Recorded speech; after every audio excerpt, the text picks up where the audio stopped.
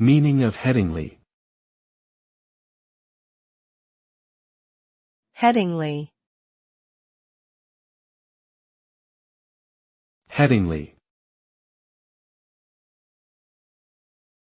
Headingley. Headingley. Headingley is a suburb of Leeds, a city in West Yorkshire, England.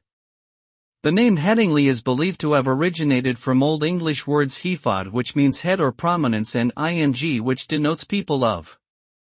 Thus, Headingley means the clearing belonging to the people of the headland or promontory. Today, Headingley is known for its vibrant community, green spaces, historic landmarks, and sports facilities, including the famous Headingley Stadium, which hosts international cricket and rugby matches.